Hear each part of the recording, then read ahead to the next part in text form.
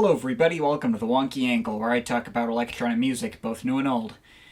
And today I'm talking about the new album from Patricia Taxxon, Pix and Bit. Alright, Patricia Taxxon. I don't think I need to introduce her to my audience here. I've done 4 different videos on her previously, which I'll link below. Last one I talked about was Doraemon from earlier this year, and she came out as transgender very shortly after I uploaded that, so might be a bit weird to watch now.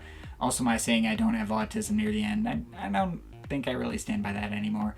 But I stand by all the actual opinions expressed there. Very good album. That was probably her best one of 2019 up to that point. And one that, while I didn't see myself coming back too much, I had a lot of respect for and related to a lot of the lyrics. And since that video, she's had 4 other releases, not including this one that I hadn't yet talked about. There was The Good Night, a Berlin School-esque drone album that I didn't really feel strongly either way about. It was kind of forgettable. There was The Best Day, a collection of 17 synth pop tracks, all exactly 2.5 minutes each, that turned out to be pretty dang solid and really well produced. I liked it a lot, though kind of wish some of its ideas were fleshed out a little bit better, had more of a chance to stick with me. Nice stuff. There was Foley Artist, a post-industrial noise pop ambient album with specific emphasis on the noise, and with lyrics that I think are about her gender dysphoria. I wasn't expecting it to be my thing, and it wasn't really. Never been much of a harsh noise guy. But I did like it more than I expected. It had a nice 17-minute ambient piece at one point that was pretty cool. And on the same day she released the album I'm covering, she released a Nightcore EP called Beauty, which, well, it was better than her first attempt at this genre, Majesty. But, yeah, whatever. Okay, getting back on topic. This video concerns her new album, Pix and Bit. So, I loved this project. Yeah, not gonna beat around the bush there. I mean, she told me at one point before this album released that it had the potential to be my favorite from her to date. And it very well might be. Like, really its only competition is her 2017 album, Winter Beats, which I enjoy for very different reasons. It does have a lot more of that, you know, kind of homegrown bedroom producer feel to it that has its own separate appeal for me. But I think Pix and Bit is at least tied with that one. So as for what this album is even like, this is primarily an EDM album. Maybe a tiny bit Porter Robinson-esque in many parts. It's far from her first attempt at this kind of mainstream EDM style. There have been a couple of releases in the past few years that feel like they were almost leading up to this moment. Like, in 2018, she had the album Two Tone. I reviewed that one back around the time it came out, and I think I even like it a little more now than back when I made the video. A track like Cold Princess, for instance, got better after she came out as trans. Though I do consider the project as a whole to be pretty inconsistent. Some standouts that really stuck with me and are among my favorite tracks she's ever put out, like Diamond Sky and The Mountain, and others that didn't really work for me, like its relatively bland intro, and a cover of Jessie J's Domino that I did not like at all. Still, it showed a lot of promise that I kinda hoped she could build upon later. Earlier this year, she put out a mini-album EP thing called Wavetable. That was her most professional sounding project up to that point and made her out to sound like a real mainstream EDM producer rather than a bedroom producer. Although it did kinda come off awkward for the most part. It sounded almost uncharacteristic of her style with these loud and abrasive modern dubstep influence drops, often clashing with her typical melodic stylings. And I already mentioned The Best Day, which was easily her most consistently well-produced and most professional sounding project up to this point, and she successfully got those modern EDM styles to work with her own style in a much more naturally fitting way. Again, just had me wishing for the individual tracks to be longer.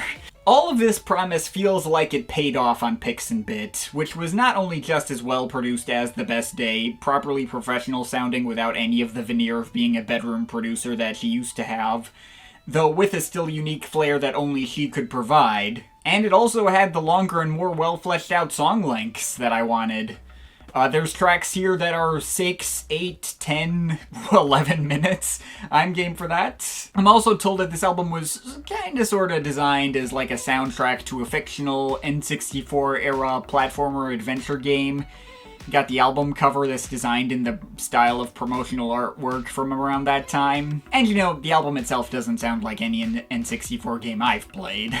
But I appreciate the little nostalgia boost the artwork gives. That was the era I grew up in. I got things to say about every track on here. May as well just go down each one individually. Alright, so first we got a 2-minute intro, Show Us What You're Made Of. A huge sounding cloud of chiptune-tinged synth arpeggios, intense leads, and hard-hitting percussion. Just this giant burst of sound and melody. I will say this is probably my least favorite moment on here. It does just feel like an intro, and not much more. But unlike the intro to Two-Tone, it does feel like it serves a purpose as a tone setter and letting you know what you're getting into. Cilantro probably would have been my go-to pick for the opener, but that one isn't entirely indicative of the sounds of the rest of the album. So yeah, fair enough, second track is probably the best spot you could put that. Now while I'm talking about that, Cilantro, that track was released as a standalone single a while before the album. I think it's the only time she's put out a pre-album single like this.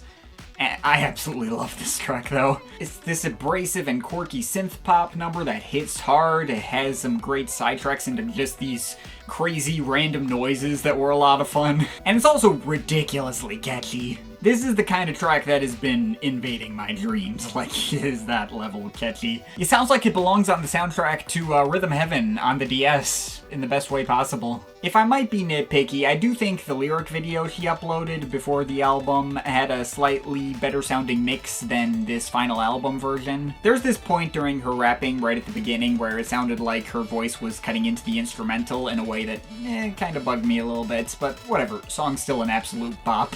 Next there's Castle Sinclair Girnigoe, which had me intrigued right from the title. It's an interesting title for a track like this, and yeah, it kind of feels like this sort of Porter Robinson style composition, kind of slow paced, but this big spacious mix surrounding it. And it's also aided by the use of a fiddle playing the hook, just the kind of extra texture to help make this track stand out. And kids continuing to add more manic rhythms and stuttery details as it goes on. All sounded great, loved it. Flap Flap is another pretty catchy tune that admittedly sounds like a lot of different Patricia Taxxon tunes I've heard over the years. Wasn't a giant standout personally, but it is still catchy, sounds good. And I like that little touch of how she bleeps out swear words with the same synth tones as the rest of the song.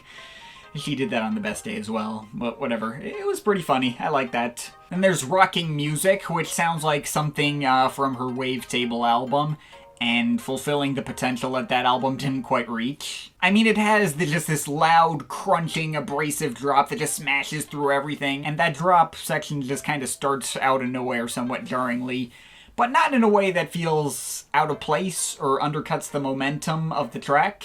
I like the parts in between a little more though, where you get all these layers of melodic synths that sound great, and these great little flute-ish riffs. And near the end, she gets the melodic sections and the drop section to play at the same time, and they totally fit, and yeah, that was great. Take As Many As You Like was also consistently one of the highest points for me. I suppose it's kind of like a more smoothly executed take on something like her track Crush from Two-Tone. It's got these bright melodic build-up sections and a much more subtle drop section that really isn't even much of a drop at all. It's just a more subtle section of the track with rumbling bassy synths, low bleeps, and some quirky offbeat percussion. Oh yeah, and the more melodic progression sections I think are in like a 5/8 time signature. So that's a cool little touch. The whole track sounds gorgeous all the way through. The next 3 tracks though, they are all quite a lot to take in. 9 Stars is 8.5 minutes and focuses itself around a lot of odd tuplet grooves that don't sound like they should fit together, but they do. The track also kinda has 2 halves to it. The first half is a little more conventional sounding, but the second half is where the track really gets going. The groove's a lot choppier, almost sounds like it's tripping over itself in a good way that's maybe a tad IDM-ish. Also the second half, she puts this filter over her voice, maybe pitches it down or something. Reminds me a lot of what Madion did on Good Faith, except actually good and successfully allowing the emotion of the vocals to carry through. The way she is saying, please understand, at the end, just It reminded me of the late president of Nintendo. You know, kind of gave me some feels in that way. So that's some pretty great stuff, but then it feels almost dwarfed by the scope of the following track, Catch These Hands. This 10-minute behemoth that has even more to take in. The actual groove isn't quite as odd-sounding, maybe has a little bit of a bounce to it like John Hopkins' beat, but it goes through quite a few parts. You got that long intro with all this plucked Asian-ish guitar synth sounds, then the verses come in and she's going out of her way to sing some of the lowest notes that she can hit. Then after the chorus, which like Flap Flap is quite catchy and bleeps out swears, you get a freaking sax solo! Multiple sax solos throughout this track, played by Taylor Avella, and they're all awesome. Oh, and there's that whole Let the Right One In bridge section where she puts the Underworld Born Slippy filter over her voice the whole time. It's basically some distortion with EQ and reverb. And it builds up to this absolutely fantastic big room house drop. Yes, those are words that came out of my mouth. A big room house drop that was fantastic and an excellent payoff. Yes, and it goes right back to the sax solos right after that. I could go on. Probably my favorite track in the bunch just by merit of having so much substance and getting it all to work in such a cohesive way. That was damn impressive. But then right after that, you get a track that's even longer, the 11-minute Birdsong. Although this one sounds absolutely nothing like Catch These Hands or any of the other tracks on here. Probably a little simpler to discuss. It's a noise, ambient interlude piece to break up the mix of the album and add variety. I wasn't sure about this track when it came to the first 3 minutes or so. Because, I mean, well, it's a noise piece. Noise isn't my genre. But, you know, it's at least still the kind of noise piece where I can enjoy the detail and texture involved. It sounds a lot like Neil Admirari, the intro to One-O-Trix Point Never's Returnal. But it's after the first 3 minutes where this track crosses over into awesome. The noise all dies down into some field recordings of birds with some occasional sounds, eventually building back up. And at almost exactly the 5-minute mark, it climaxes into this absolutely glorious burst of noise and melodic synths and piano chords, repeating this burst every few seconds and just sounding absolutely freaking incredible.